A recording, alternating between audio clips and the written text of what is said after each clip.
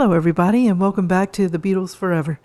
Today we're going to continue to see how Brian and the Beatles got together and how they all paved the way to the success of the band. I like seeing the Beatles before they signed and how excited they were to get a record deal. You don't hear about that in most of the books about the Beatles. So let's follow along with Brian and his boys and see what happens next.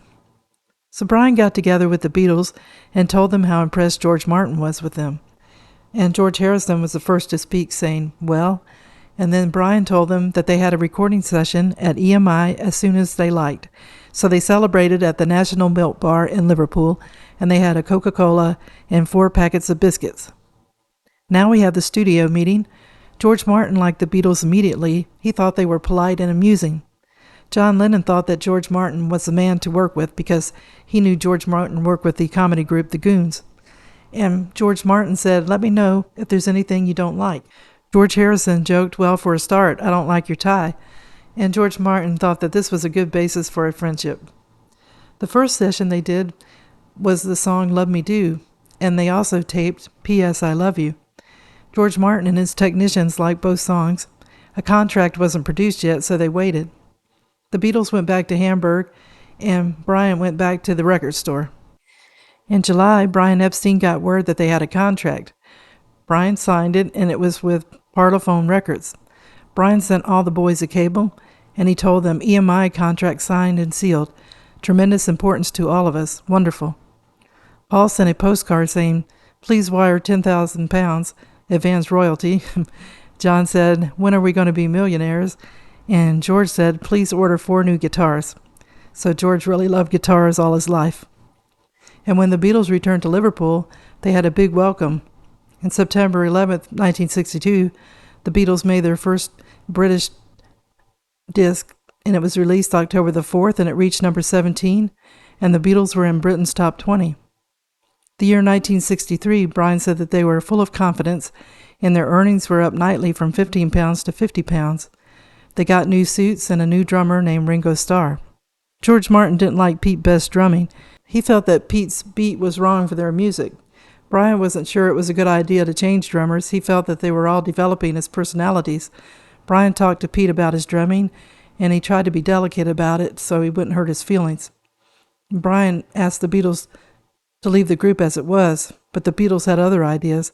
They felt that they could get rid of him sooner or later, so they might as well do it now. John, Paul, and George thought he was too conventional to be a Beatle. Pete was friendly with John, but not with George or Paul. John, George, and Paul went to Brian and said, we want Pete Best out and Ringo in. Brian felt he had to release Pete to keep the group happy, so he called Pete and asked to speak to him in the office. Pete arrived on time and was quiet as ever. Brian said that they would be bringing in a new drummer and that Pete could be the center of a group that Brian would pull together, or that Pete could be fitted into one of Brian's existing groups. Pete didn't go for any of the ideas and left Brian very upset and pessimistic. Pete didn't turn up at an engagement that same day. I kind of don't blame him for that, and he never played with the Beatles again. Neil Aspinall did show up, and Brian was glad. Neil was friends with the Best family, and Brian was probably afraid that he would quit too. Brian said that they would have been lost without him helping them out on the road. Brian said that his firing of Pete made him the most disliked man on the Beat scene. Ringo was liked by the fans, but they wanted Pete Best as a Beatle. Brian decided it was wise for him to stay away from the cavern for 2 days, and the Cellar Club crowd started gathering with banners that said Pete Forever and Ringo Never. Brian ended up getting a bodyguard to help him and the Beatles get into the club. Brian escaped injury, but one time George Harrison got a black eye, and George Harrison, he supported Ringo. Brian was glad to find out that Ringo was a good fit for the group. He shaved off his beard and combed his hair down and became, as Epstein said, a pure Beatle. One problem occurred because Ringo left his band, Rory and the Hurricanes. Rory was the leader, and he was upset, and he complained to Brian, and Brian apologized to him. But Brian at this time not only signed the Beatles, he also signed up Jerry and the Pacemakers, Billy J. Kramer and the Dakotas, and a group called the Big Three, and he also ended up signing Cilla Black. So Beatlemania hits the British Isles, October 1963. Brian said it happened suddenly and dramatically, and they weren't prepared for it. It was at this time the Beatles were performing in small ballrooms for small fees. They were asked to perform before the royal family. Ringo said he wanted to play drums before the Queen Mother. And when they played the royal show, they had the young fans screaming, and the royal family were captivated by the naturalness of the four young men, and they were all very proud. In Newcastle, 4,000 Beatle fans stood in line in freezing conditions for tickets. At Hull, there were 3,000 people in the Beatle line after 5,000 tickets had been sold, and it was like that throughout Britain. Brian thought the Beatles were becoming a cult. The concerts, he said, were wild and exciting and successful to an extent that he never thought possible. When the Beatles got home from Sweden on October 31st, they couldn't believe all the howling, screaming fans who were at the London airport. Paul said that while they were away, all the excitement grew about the Beatles. Brian said wherever he went, the Beatles were in the conversation. He felt like the Beatles and himself were being overexposed. He said by 1964 it was fashionable to be a Beatle fan. People of all ages were fans, and overseas it was another story. In Stockholm there was little interest, and the huge American market was yet to be conquered. And in Australia, no one was interested. When the Beatles went to Paris, there weren't fans there to greet them at the airport, and not all the tickets had been sold. But by the end of the 3 weeks, there were mobs around the theater and police everywhere. And once that happened, they became popular in Copenhagen, Amsterdam, and Australia. They were breaking records everywhere. So the getaway car became their lifeline. They had a driver named Bill Corbett who knew how to speed fast enough to frighten fans out of the way, but not so fast that they would be run over. He said it was normal for the fans to hurl themselves at the Beatle vehicle if it was traveling at anything less than 20 miles an hour. After a concert in London one night, 4 of John's admirers broke off a near-side rear door and jumped into the vehicle. The fans were fought off, and Corbett drove off without the door. And when he went back to get the door, it was gone. Fans had taken it as a souvenir. Brian said that the police, who felt like they knew all about crowds and fans, had to admit after a Beatles visit they had never known anything like it. When the Beatles got to America, they had private detectives to guard them while they were relaxing, but 2 girls almost got delivered as mail in the Beatles' room. And when they went to Australia, there were 2 small cars to get the Beatles to the show. The only problem was they had posters and letters on the side of the car to say they were the Beatles, so that didn't help anything. The Australian fans were the largest they had seen, but they were the friendliest. And even on the stage, the Beatles were in danger. Things were thrown at them: jelly beans, pennies, toys, autograph books, and anything throwable. Paul was almost blinded by a safety pin, and that sounded horrible. And George took a sharp hit in Hong Kong when a silver dollar hit him in the ear. Brian said that he hoped that the Beatle fans continued to scream themselves hoarse, and he hoped that everybody had a wildly, wonderfully good time. For this, and only this, is what the Beatles were all about. Now Brian was asked what they were like. Brian never knew what to say because he said they are what they are, and anyone who has ever seen or heard them, either in person or on the radio or screen, has basically as much chance of knowing what they were like as he did. He said they were magnificent human beings, utterly honest, often irritating, but splendid citizens, shining in a fairly ordinary, not very pleasing world.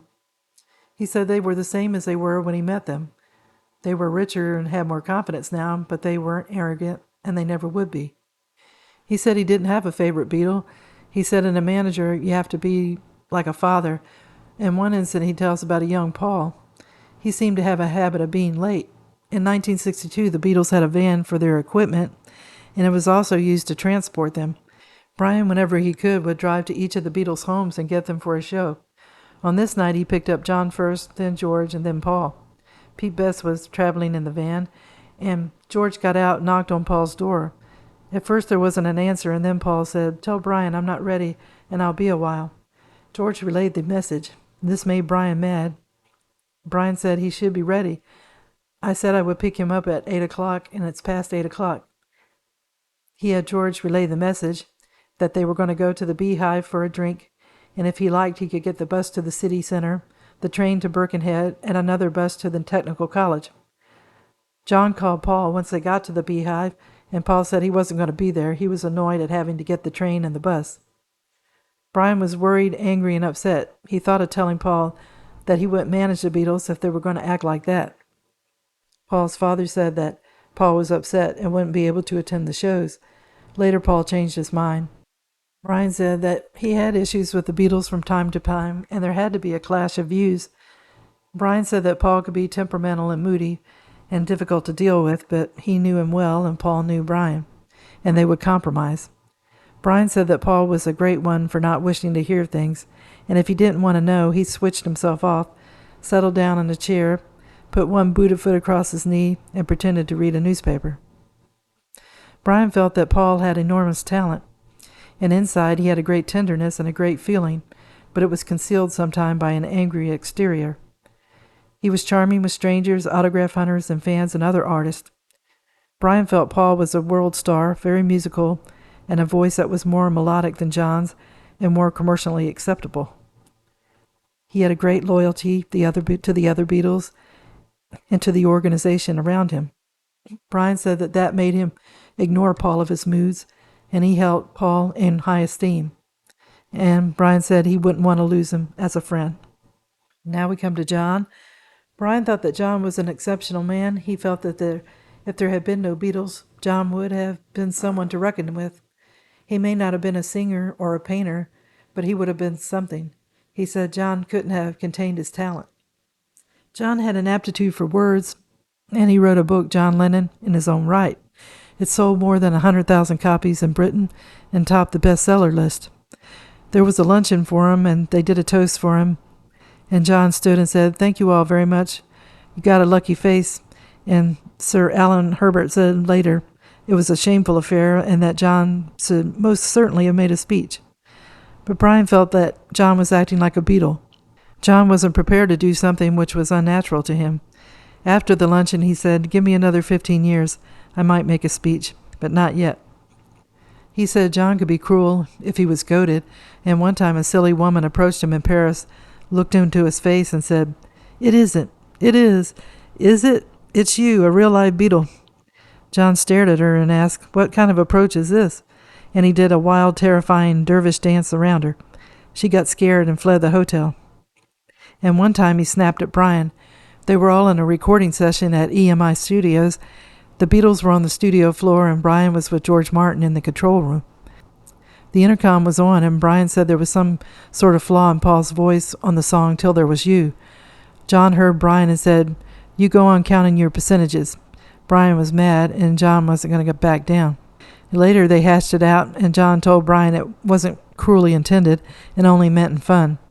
Brian said that John was a full and generous person, and he couldn't think of anyone he admired or liked better. Now we come to Ringo Starr. And Brian said he didn't come into the group because Brian wanted him, but because the boys did. Brian thought Ringo's drumming was loud and his appearance unimpressive. But Brian trusted the Beatles' instincts, and he was grateful he did. Brian said he was an excellent Beatle, and Ringo was a devoted friend. And also Brian said Ringo was warm, wry-witted, a good drummer, and he liked Ringo enormously. He thought Ringo was a very uncomplicated, very nice young man. George Harrison, all the Beatles had their moods, and so did George. And Brian said that George was easy to be with. He, like the others, had expanded as a person. And George was a business Beatle. He was curious about money and wanted to know how much was coming in and how and what best to do to make it work. He wanted to invest. He was generous but shrewd. He enjoyed spending but would always remain in credit. He liked cars, big and fast, but would be careful to secure a good trade-in price for his old one. Strangers felt George was a good conversationalist because he was a good listener, and he took a genuine interest in the outside world. Brian felt he was good musicianly, so George took care and tuned before a show. He had a fine ear for sound and for a delicate half note, and the others respected him for it. On stage, he was the one who twiddled the tuning instruments. Brian said that if Paul has the glamour, John the command, Ringo the little man's quaintness, George had the slow, wide, crooked smile, and was the boy next door. And Brian felt that they were fine, extraordinary young men. So I will end the video here, and in this episode we saw how the Beatles seemed to create Beatlemania overnight, surprising all of them. We also got to see how Brian felt about the Beatles as a group and as individuals, and that was neat to find out. And I will do another video from Brian's book, A Cellar Full of Noise, and see what other things Brian revealed in his days with the Beatles. I hope everybody enjoyed the video, and if you did, if you could give it a thumbs up, it would be greatly appreciated as always. And I wish everybody a good day, and tune in again soon for another episode of the Beatles Forever. Thank you. Bye.